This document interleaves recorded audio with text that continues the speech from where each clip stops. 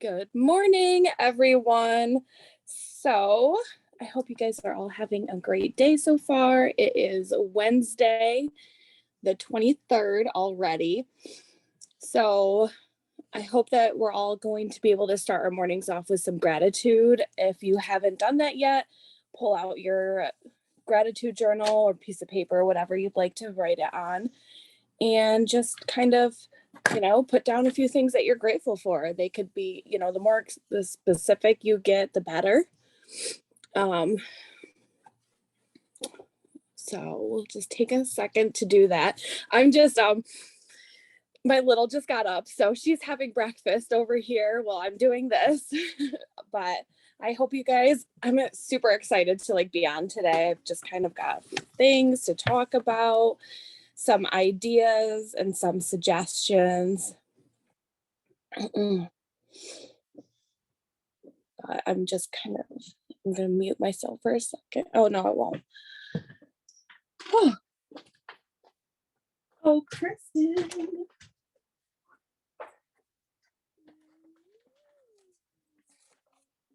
Sorry, just giving Miss Kristen a little cereal here while you guys are finishing up that.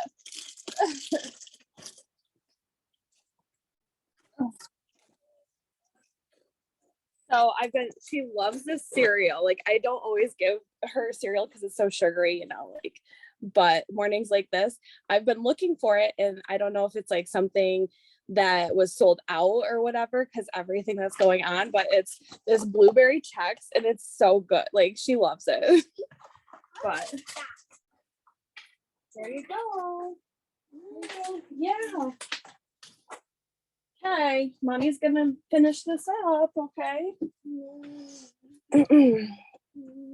All right, so I wanted to talk about remaining positive and focused, and then I just kind of want to talk about some things in how to be resourceful and how to save yourself a lot of time as far as running your business. We have some super amazing leaders that have done so much to make life easier for us. And some of them are even, some of them are on here. I think that we're all amazing leaders, first of all. But it just takes me a minute to get my thoughts together. Anyway, all right, remaining positive. So I haven't really talked too much about my necessarily my story or any type of thing like that. I had a pretty difficult childhood. It wasn't abusive, which I'm fortunate about that. But my mother was bipolar. So I was moved around a lot. She is, not was, she's still alive. She is manic bipolar. And some of the stuff that, I was moved around a lot because in the 90s, people were really starting to figure out how to kind of diagnose, treat, maybe sooner, I don't know, but it just seemed like some of the stuff took a really long time to get her medicine and stuff right. So I got moved around a lot with different family members and whatnot. And as an adult, I really honestly didn't have very good coping mechanisms, coping skills. And I didn't realize that until I call it my quarter life crisis. Because literally at 25, I felt like everything just kind of went down the drain. I was a teen mom. I had my oldest at 18.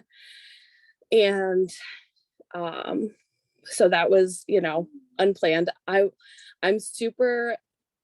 gotten better, but I used to be extremely naive and literally thought that everything was rainbows and sprinkles all the time and that everything was going to be great. And, oh, this is, going to be amazing. I'm going to marry this person and I'm going to love them forever. Right. For some people, that is the case. And I'm really, truly, happy for those people. And I think that that's great. But that's not what happened.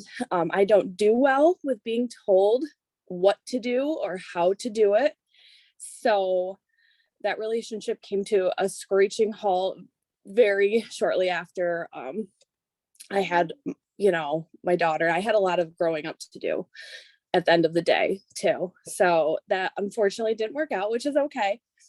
And then like I worked a lot of restaurants and stuff like that. And then my grandmother passed away. Well, if you've been raised with absolutely no coping skills, and the head person of my family, the matriarch, is that how you say it? Matriarch of the family passed away.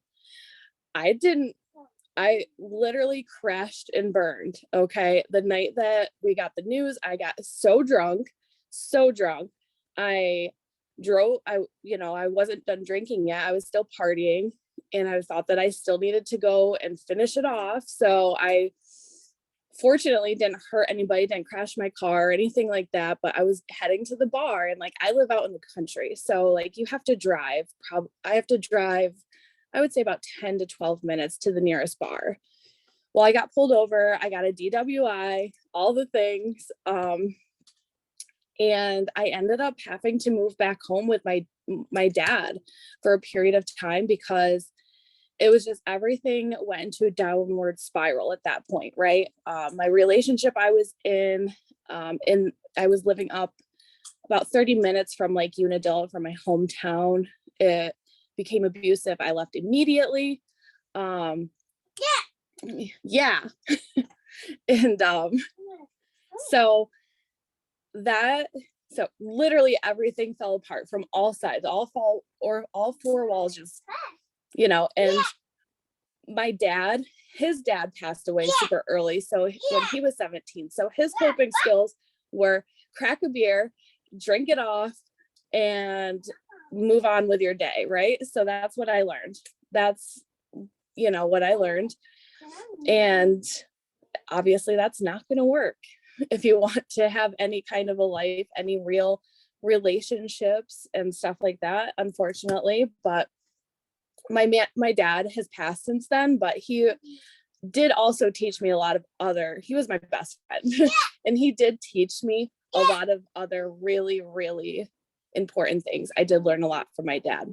Unfortunately, coping skills were not one of them. So I would say, how old was I? So a couple of years, it was super hard. Like it was really, really hard. Then I met my now husband. We've been together for almost 10 years. And so I met him when I was 27, and things started to change. Like things were, I was working, I always work, but I was working, and I was still drinking a lot because I was living at my dad's, and that's what they did. Like all the boys would come over and they would all hang out and drink. Right. So, I ended up moving in with my boyfriend about a year after we started dating, and things then started to change. I started to drink less. I started to care about other things besides, partying and all of that. And let's see, I don't know, about a few years into that, everything actually, honestly, it was just like things just started to fall into place, which I'm very, very thankful for. And let's see, I just kind of I guess I'll fast forward to then, like my mom had breast cancer, and my brother did a lot of the like taking her to appointments and that type of thing. And then fortunately, she's been in remission for quite a while. And then after that, a few years went by, we got engaged and we started planning our wedding.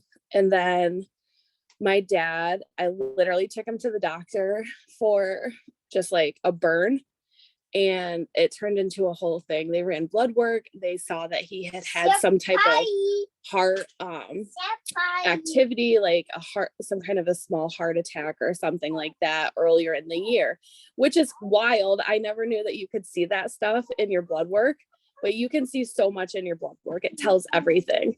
And so things just really escalated very quickly with him and his health.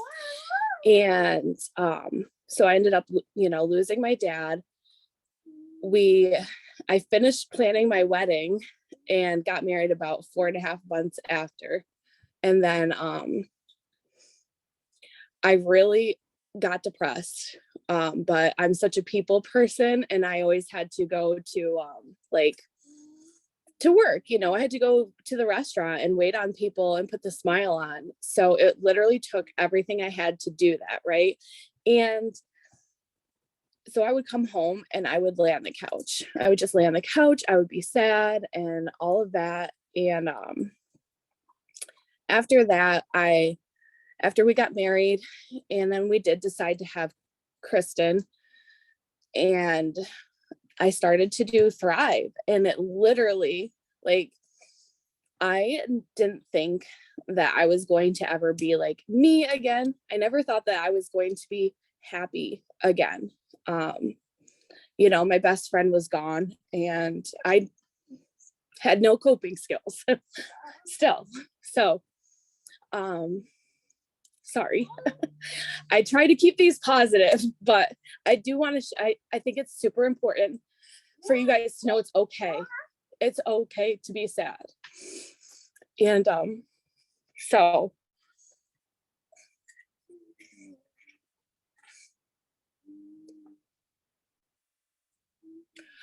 I lost my dad. And I still had my wedding, and it was beautiful, and it was just super hard to have to, have the happiest day of my life be like that without him.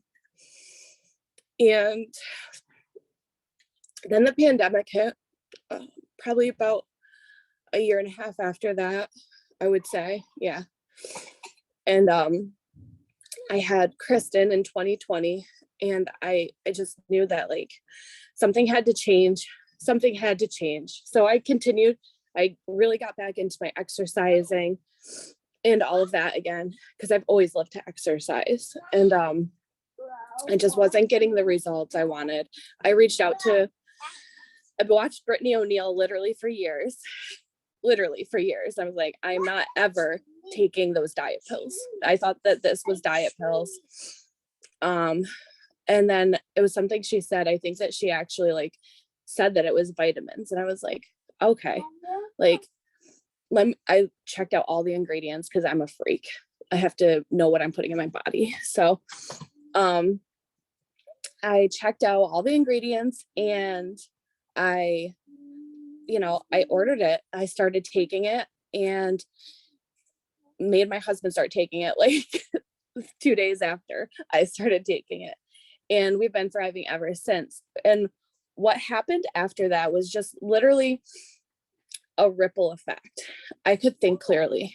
I was getting on these morning Zooms, and they were talking about being grateful, doing the self-development, all of that stuff. And it changed me.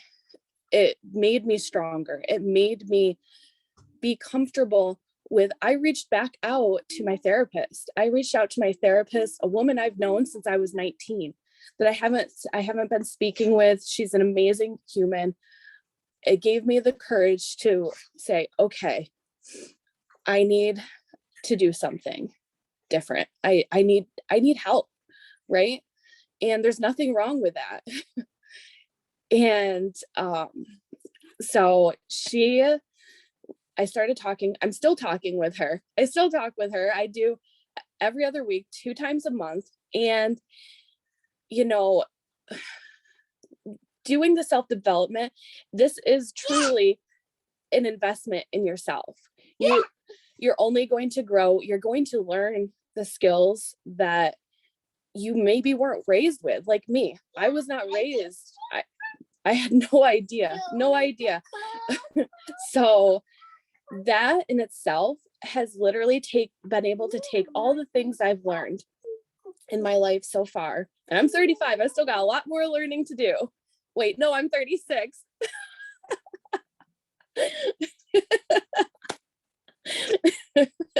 I still have a lot more learning to do. So I'll tell you, I am not ever going to stop learning.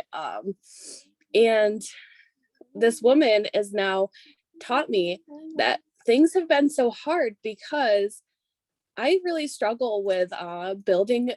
I struggled, not now, it's been going great, building relationships with women because my mom and I did not have a solid relationship because I didn't, she was in and out of hospitals being treated, and we just had a hard time clicking, and it happens, right? So I didn't even realize this, so I started doing the women's group and everything, and what that did for me is it showed me that I can trust other women. I cannot feel like an outsider, right? Like, and I'm not saying that people were super mean to me or I was bullied in high school or anything like that. I did sports in high school. I just never really had that BFF connection with people. I always just felt like there was just like this wall that I couldn't quite get through, right? So that's, throughout all of those different things, I still always remained positive. I knew at some point in my life, things were going to change. It was going to be better. It was not always going to be hard. And that I had to go through all of that to be the person I am now. I had to, because now I can share this with other people and I can genuinely know how they feel. And I can try to either sympathize with them, sit with them, and let them feel that.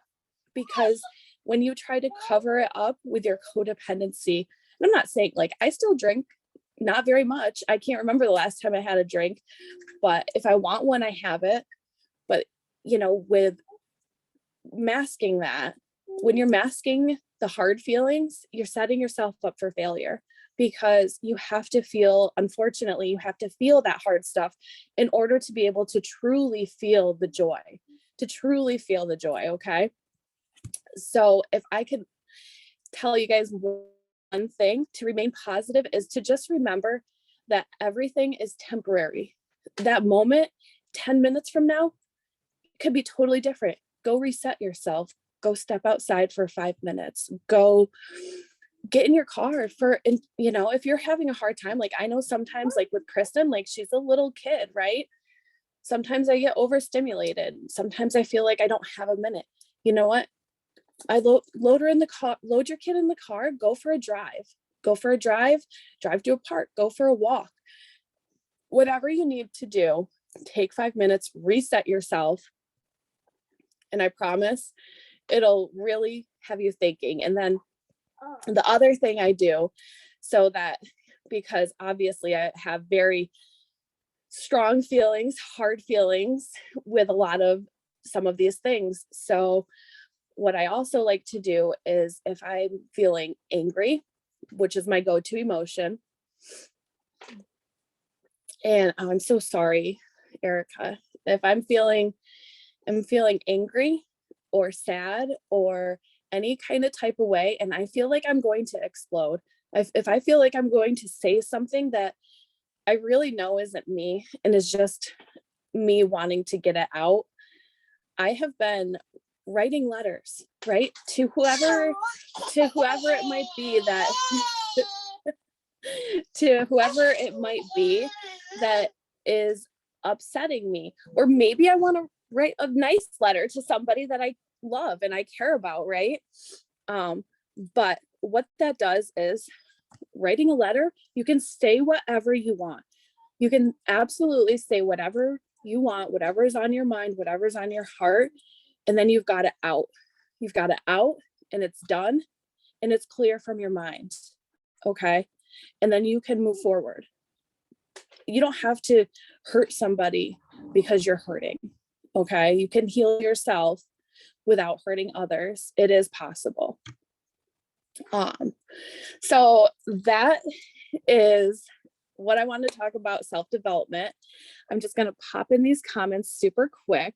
I just want to see. Yes, my little hype woman. Yes. So Erica, I'm not saying you drink or anything. I highly suggest you don't drink because it did not help me. it did not help. It made things worse. If you're struggling with that type of thing, just reach out to a therapist, find somebody, find a trusted person. And, like my therapist is kind of a little woo woo. Okay. So, which is awesome because she actually used to, run a women's shelter.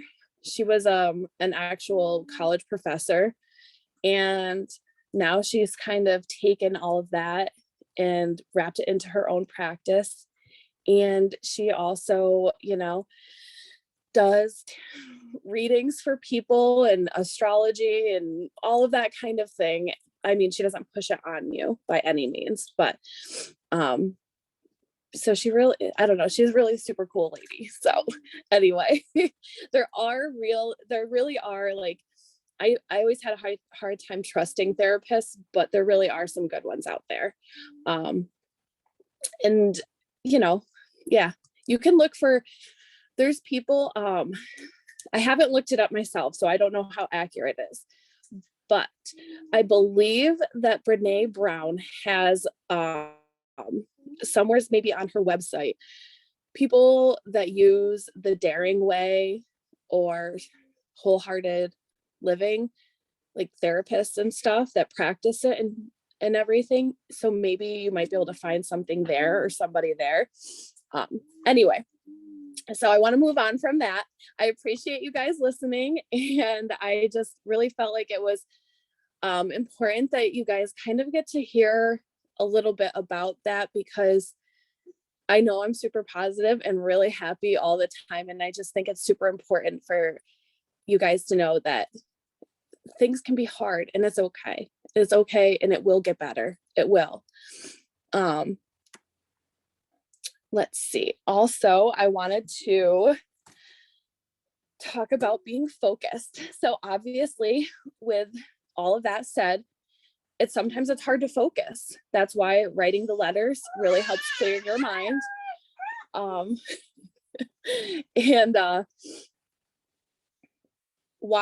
So for focus for me, obviously, is quite hard. I can talk to people and talk all the time and this and that. And, but at the end of the day, we need to stay focused. So for me, writing stuff down as soon as I think about it is really important. One of the things I've been utilizing a lot is, like, if you have a Apple phone it's Apple Watch, right? An iPhone. Yes, not iWatch.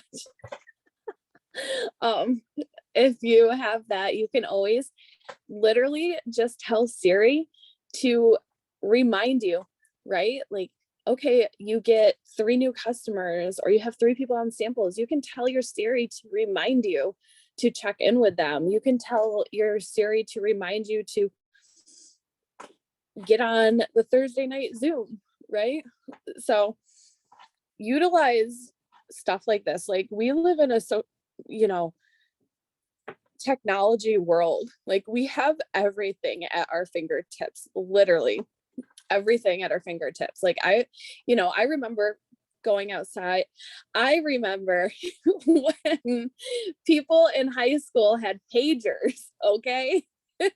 Freaking pagers.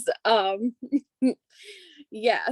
And, like, I didn't even have a cell phone until after I graduated high school. So we literally have everything at our fingertips. And with that being said, I wanted to just kind of go into talk about some of the tools that I use daily to save myself time. If you haven't gotten a chance to go into the new Dream Team page and take a little look around, it's awesome. It's awesome. So I just learned this yesterday. If you go up to the top and scroll over to files, there's a file in there that has a welcome email that you can email to people. You can click on it, and then you can even just copy it, and then you can paste it and make it your own, into your email and send it to people. And that is going to like tell your new promoters what's going to happen in the next 14 days. It starts, telling them, getting them into it. That's awesome. Right there at the top, there is right there at the top, there is the topics. If you click on the topics, it's going to drop down and tell it, like, that's where all those hashtags are that people, that's how they put the, that's where they organize all the hashtags. So anything that's been hashtagged, if you click on topics, it'll say first 14 days, potential, all stories. Just go and click it and you'll be able to see it. It'll help you a lot. Also, what it means when they pin stuff to the top, it makes it so you don't have to scroll all the way through the page. So if you're going to look for, like, say, a recording of this Zoom or any of the Zooms on the schedule at the top of the page, it's going to be in the comments section under the schedule. So up at the top, it'll be pinned, the schedule, the green March schedule. And if you look at the comments, it's going to have all the recordings and all of that kind of thing underneath it. So there's those things. And then one of the things I like to do is, like, the recordings are all right there, but there are a few people I went to YouTube, and it's called subscribing. It doesn't cost, like, I don't pay for anything, but you go there and you can subscribe to other, like, leaders that have a YouTube channel. And what that does is, when you subscribe it, you up at the top, it'll show, like, when you go to YouTube, under your YouTube, it's going to show you those people right at the top of your YouTube app. So I'm subscribed to Amanda Arnett, Lisa K. Fuller, Keely Krupp, Natasha Robertson, Stacy Weisenberger, Team Thrive Stars, because Team Thrive Stars, because the Monday VIPs that they do is in there. Shannon, I'm subscribed to Shannon and Megan Holcomb and Crystal Simpson.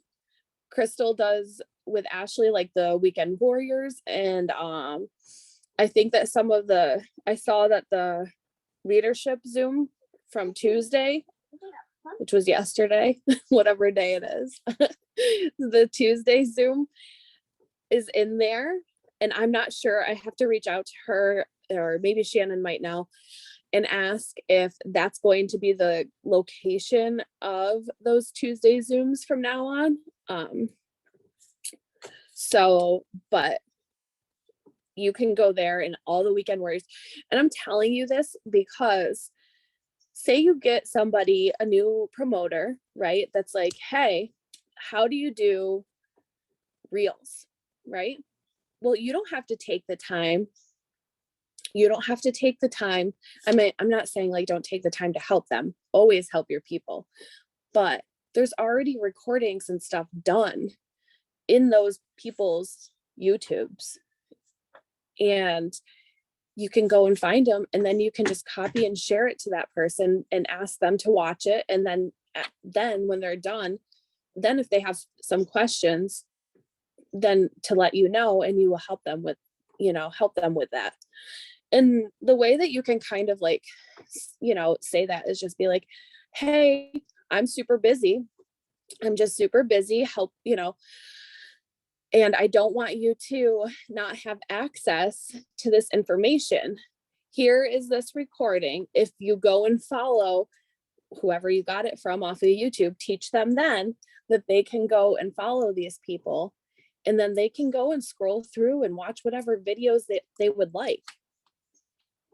Also, super quick before I forget, I'm going to kind of backtrack back to the Dream Team page about the YouTube, or about the videos. When you up at the top, it says guides, I believe.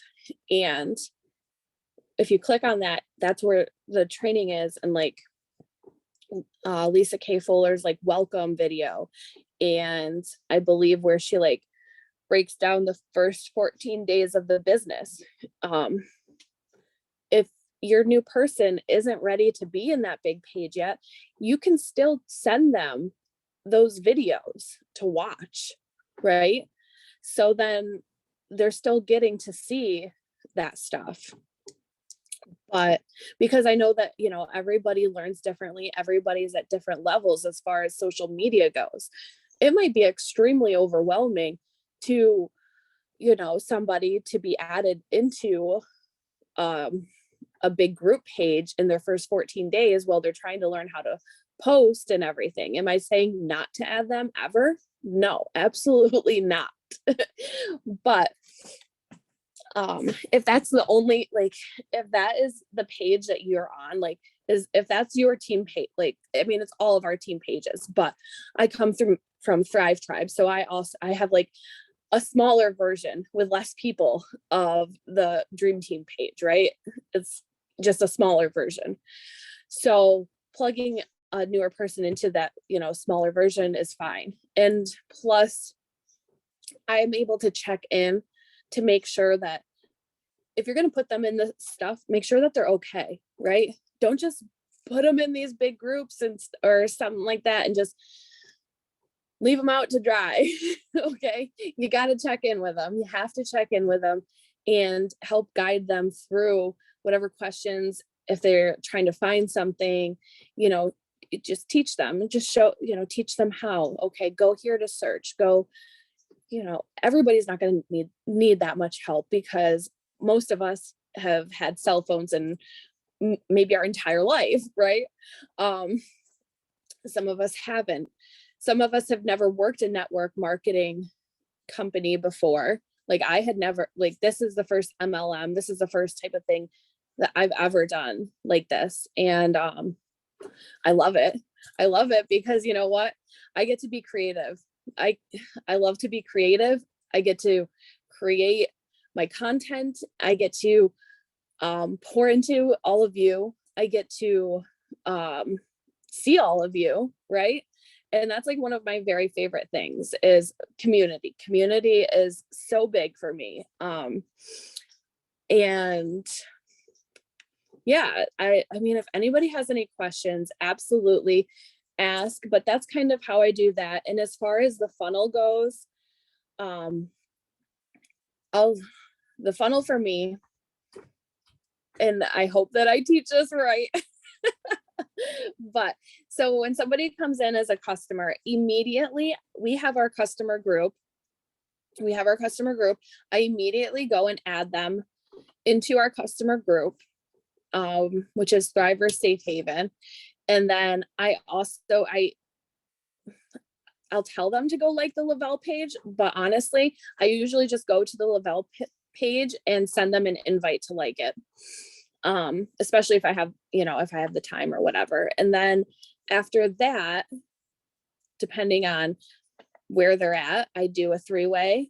If they're signing up as a promoter, I always at least get them in a 3-way well, even if we're going to get on a Zoom, I always connect them in a 3-way with Brittany or Kaylee, or, you know, an upline, somebody that's been in longer, so that they have access to another leader. So that if I'm unavailable, like this past weekend, I was at my friend's restaurant that just opened, and whew, I haven't done that in a while. Let me tell you what, I was pretty much unavailable from about noon to 9 to 10 at night. Okay. And I'm not used to that. I'm used to being available, and I love them. And I'm super thankful that I was able to go in and work. You know, it's not like I didn't get paid. I did get paid. I made great money. And I got to help friends, right? Like what I love to do. And, but it was really hard for me. I was exhausted. I still haven't caught back up on my sleep, but I have my Thrive. So, so like instances like that, right? And I just am completely honest with my team as well. A weekend like that, I'm going to reach down. I'm going to reach down and I'm going to tell my downline, hey guys, I'm not going to really be available too much throughout the weekend. I know it's the weekend and that's when most people want to do stuff. So please make sure that you reach out to, you know, to Brittany, to Kaylee, to whoever, to Ashley, to whoever, you know, any sideline, whoever you need to, ask in our team chats, ask in whatever, you know, because I don't want them messaging me and sitting there and waiting for a response if I'm unavailable. That's why the 3 ways are so important. That's why the team chats are so important. The team chats, I personally, I do have a downline chat, and what I do is I have 2 uplines in it. I have Brittany and I have Kaylee in there, because if I'm unavailable and my people need help, I can shoot somebody a message. I can go up to the big team chat and I can say, hey, can somebody pop in my downline chat and just kind of give them a hand? There you go, Peanut. There you go. And that works so well. That layered leadership is what that's called. And, you know, helping each other is how we're going to do, you know, how you make this work, you know, trying to not leave people, what is it called, on red, which I didn't know what that meant. I thought like red, okay, like red, the color red. No, red, READ. Then I got it. So what that means is, you know, not responding to a message, like reading it but not responding. So that's kind of what I try to always make sure I respond to people.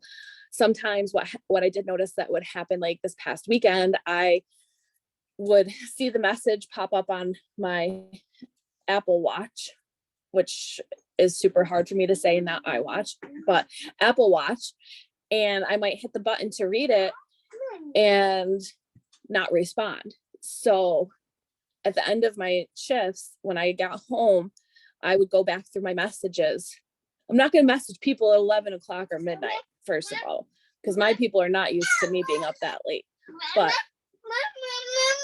I'm going to write down who I need to talk to, who I need to message back in the morning before I go do whatever.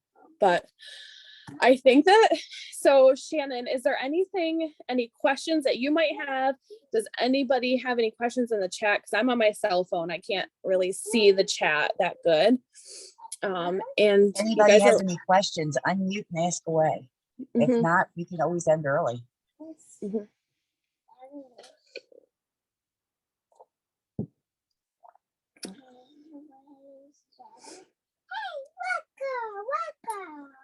So I guess that I'll wrap this up.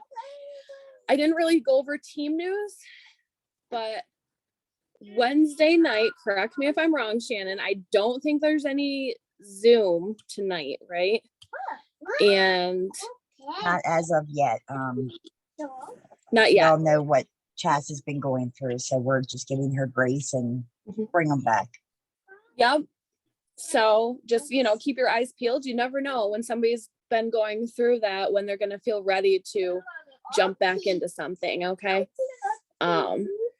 Also, this Sunday, if you are local within, I'm going to say 2 to 2 hours. I don't know how far you want to drive. I'm doing Sunday brunch this Sunday at the restaurant that I'm, you know, bartending a couple nights a week at. And if you want to come, let me know. I'm also going to continue to do the virtual part for the first, like, it would start around 11 a.m. Eastern, and it'll be like about 30-45 minutes will be virtual. And then the rest will be in person. I'm going to be at the restaurant for the virtual part, so I'm already there, but the rest will be in person at Mulligan's. And I just am trying to get a number. So like if you're thinking about coming or you want to come, you can go to my Facebook page and you can see the event is public. So anybody, you don't have to be my friend. Anybody can respond RSVP if you want to join virtually, or if you want to come in person. You'll see, just scroll down. I'm actually probably going to make a post in it today, but if you go in the discussion, if you scroll down, you'll see where I just wrote something about if you're coming in person to just comment below so that I can get an idea of the people coming in person. It's just going to be super light. It's going to be fun because Brittany will be there, Kaylee will be there, I'll be there, Hannah will be there, Leonella is planning on coming. There's a whole bunch of people, and I don't even know who else. Like, honestly, I'm really excited because I've been doing these monthly, and this is the first time that I've done one like at a restaurant. So I'm really pumped. But